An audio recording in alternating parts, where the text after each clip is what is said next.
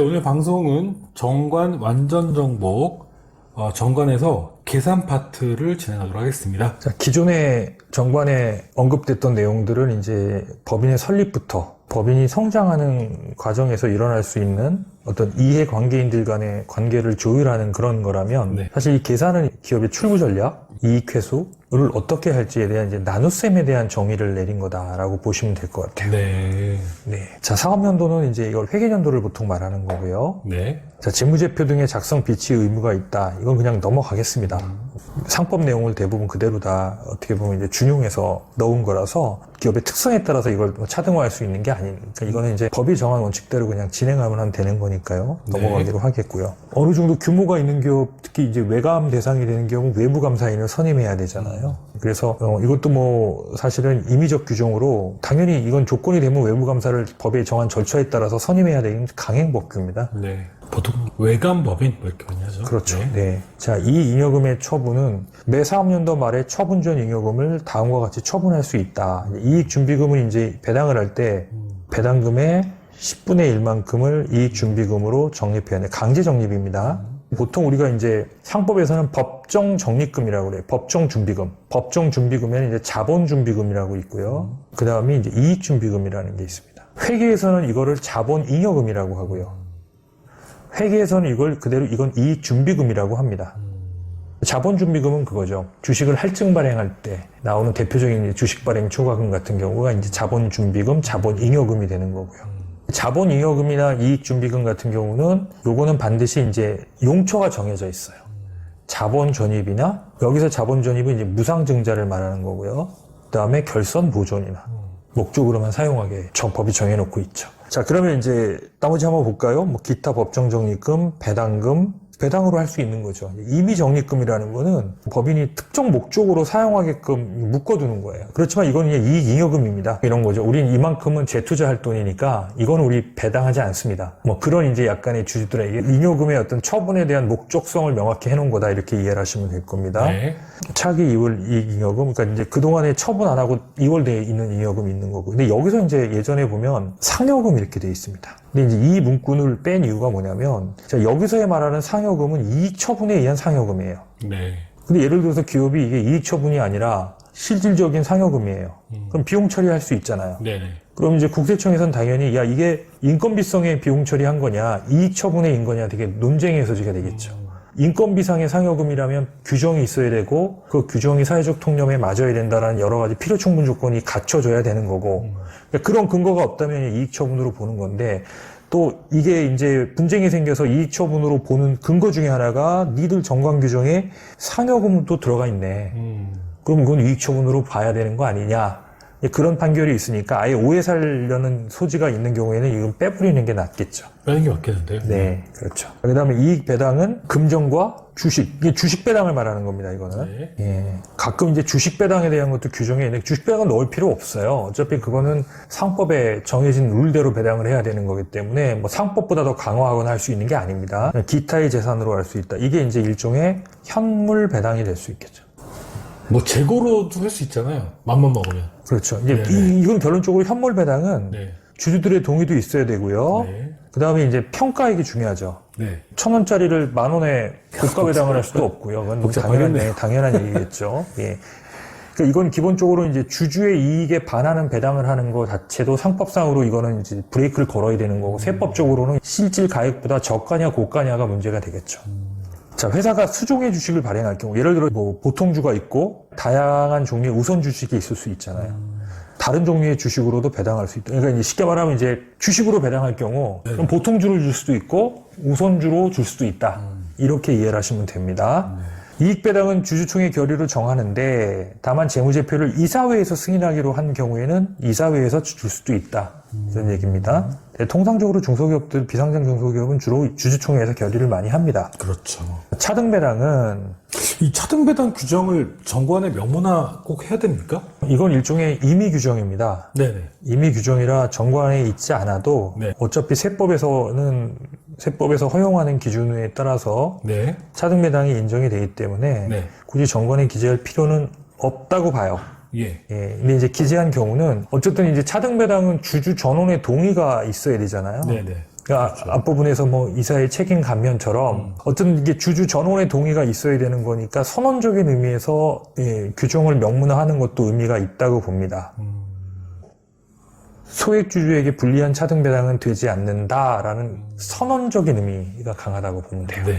그래서 우리가 보통 정관에 보면 이제 절대적 규정이 있고 이건 없으면은 정관 자체가 효력이 상실되는 거고 상대적이 있잖아요. 네. 이건 이 규정이 없다고 해서 정관이 무효되는 건 아니지만 이 조항이 정관에 없으면 이 조항 자체를 실행할 수 없다. 반면에 이제 임의적 규정은 없어도 상관없다. 전혀 상관없다. 다만 선언적인 의미가 강하다. 지난번에 그 자기주식 같은 경우는 규정이 없다고 해서 못하는 게 아니라는 거예요. 어차피 상법대로 하면 되는데 자기주식 취득을 우리는 반드시 한다. 라는 그런 선언적인 의미가 강하다. 의지가 나십니다. 네, 그렇죠. 중간배당은 반드시 있어야 되는 조항이고요. 중간배당의 규정을 보면 이렇게 이제 사업 연도 중에 1회라고 해서 이제 회사가 자의적으로 정할 수 있게 해놓은 게 있고 특정 날짜를 정해놓은 경우가 있어요. 뭐 6월 말로 한다. 뭐 6월 말에 배당할 수 있는 여력이 안 되거나 할 수도 있잖아요. 그러니까 상장기업들은 보통 이렇게 기간을 정해놓은 경우가 있고요. 비상장기업들은 기업의 자금 여건에 따라서 경영 여건에 따라서 융통성 있게 유연하게 할 수 있도록 사업 연도 중에 1회로 한다 이렇게 정해놓는 게 좋은 것 같습니다. 중간배당은 증권 등 기타 재산으로 할 수 있다. 다만 이제 주식배당은 중간배당에서 할 수 없습니다. 만 알아두시면 될 것 같고요. 주식배당은 중간배당에서 할 수 없다. 네, 그렇죠. 자, 그럼 중간배당의 경우에 중간배당일 때 차등배당은 어떻게 할까요? 원래 중간배당은 이사회에서 하거든요. 네네. 이사회 결의 요건입니다. 그 이사회가 구성이 안 돼 있는 데는 당연히 어디서 해야 돼요? 주주총회에서요. 네, 주주총회에서 해야 되죠. 중간배당의 경우에도 아까도 말씀드린 것처럼 이제 이거는 특정 주주가 차등배당에 대해서 반대할 수 있잖아요. 그러니까 네. 주주 전원이 동의한다면 중간배당도 차등배당을 할 수 있다. 이렇게 보시면 될 것 같고요. 나머지 것들은 다 이제 상법에서 정한 기본적인 사안들이니까 한번 읽어보시면 될 것 같습니다. 현물배당 같은 경우도 한번 볼까요? 주주총회 결의로 금전의 재산 배당으로 배당을 할 수 있다. 금전의 재산이라는 건 이게 뭐 부동산이 됐든 유가증권이 됐든 할 수 있다는 거죠. 그렇지만 이제 회사는 다음 각호의 상황을 정해야 된다. 이건 뭐 상법상에 나와 있는 내용 그대로입니다. 이제 현물 배당을 하기 위해서는 반드시 이 규정이 정관에 들어와 있어야 된다는 거 이해를 좀 하시면 도움이 되실 것 같고요. 네.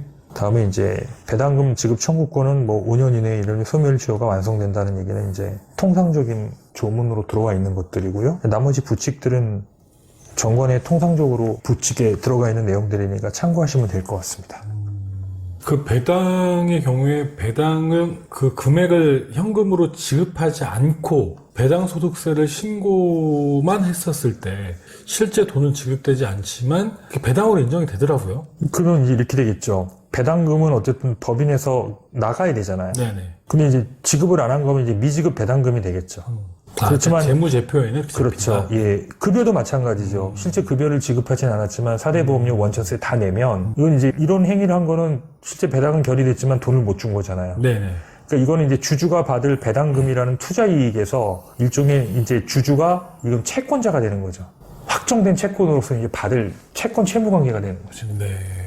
지금까지 오늘 방송까지 말씀해 주신 게 정관의 그 별첨 부분이 아니라 뭐 본문이라고 표현을 해야 될지 모르겠는데 예, 정관이고 네네. 이제 보통 우리가 이제 여러 가지 위임 규정들이 있죠. 예예. 위임 규정이나 그 부칙의 2조를 보면 이사회의 결의로 업무 수행 및 경영상에 필요한 세칙 등 내규를 정할 수 있다. 이건 이제 이사회 결의라고 되어 있습니다. 이건 이제 크게 중요하진 않은 거죠. 네네. 이사회에서 정하면 되고 이것도 마찬가지로 이제 이사회가 없으면 주총에서 정해야 되겠죠. 네. 어떤 것들이 있을까요? 예를 들어서 임원 관련된 뭐 출장 여비 규정이라든가 복리후생 규정이라든가 뭐 등등등등 이런 이제 임원과 관련된 여러 가지 필요한 세칙들은 이사회 결의를 통해서 별도로 준비할 수 있다. 뭐 이런 게 돼 있으니까 임원 보수 규정 같은 경우는 사실은 이제 그런 세칙이라기보다는 이제 위임 규정이라고 봐야 되겠죠. 정관에서 위임한 규정. 그러니까 사실 정관하고 한 몸이라고 봐야 되겠죠. 이런 질문들 많이 하시는 것 같아요. 그럼 정관을 개정하거나 개정도 이제 부분 개정이 있고 전문 개정이 있는데 공증을 해야 되느냐? 그렇죠. 그 얘기도 많이 나오죠. 사실은 이제 지난번에 말씀드렸지만 이제 자본금 10억을 넘지 않는 기업은 소규모 기업이라 특례 중에 하나가 이제 공증을 안 받아도 된다는 거예요. 의사록을. 근데 이제 우리가 그 의사록의 안건의 중요도에 따라서 예를 들어서 우리가 나중에 이거 문제될 수 있다. 입증력을 좀 강화해야 되겠다. 입증력 강화라는 게 결국 실질적으로 내가 그 날짜에 그 행위, 그런 의사결정을 했다는 근거를 남겨야 되는 그 필요성이 그 상법상의 절차 간소화보다 더 중요하게 판단이 될 때는 공증을 하는 게 맞고요. 근데 반면에 그냥 우리가 이런 행위가 있었다라는 근거를 남기는 것 정도의 의미가 있다라면 굳이 공증을 할 필요 없다. 이렇게 실무적으로는 해석하는 게 맞습니다. 근데 정관에 대해서 지금 저희가 여러 번 방송을 진행했는데 소규모 기업에 대한 상법 특례, 보통 중소기업 상법 특례라고 얘기를 하죠. 거기에 대한 명확한 가이드라인이 10억. 네. 10억 이하인 경우에는 굉장히 많이 편의를 봐주는 것 같아요. 예. 10억이 넘는 중소기업들은 크지는 않으니까요. 네네. 통상 이제 우리가 지난번에도 제가 말씀드렸지만 이제 국세청에서 조세 당국이 문제 삼는 것 중에 하나는 이제 어떤 행위의 필요 조건과 충분 조건이 있다고 생각해요, 저는. 자, 필요 조건이라는 거는 당연히 지켜야 되는 룰이에요. 네. 조세 법정주의라고 해야 되나요? 반드시 법에 정해진 요건을 지켜라. 그게 지키지 않았을 때는 전후 맥락 다 이해가 가도 그 행위는 아예 무효가 된다 이런 개념으로 봐야 되겠죠. 충분 조건이라는 거는 이제 뭐죠? 약간 오남용한 것 같은데 납세자가 조세 회피라고 보통 얘기하죠. 자, 그러면 예를 들어서 대표이사가 보수 규정을 바꿨어요. 근데 예를 들어서 그거를 실제는 3년 전에 안 했는데 지금 3년 전에 한 것처럼 날짜를 바꿔놓을 수도 있잖아요. 근데 이게 지금 했냐 3년 전에 했냐가 조세당국 입장에서 되게 중요한 부당행위의 판단 기준이 된다. 근데 내가 이거를 3년 전에 했다라는 입증할 수 있는 근거가 없다면 불필요한 마찰이 있을 수 있겠죠. 네.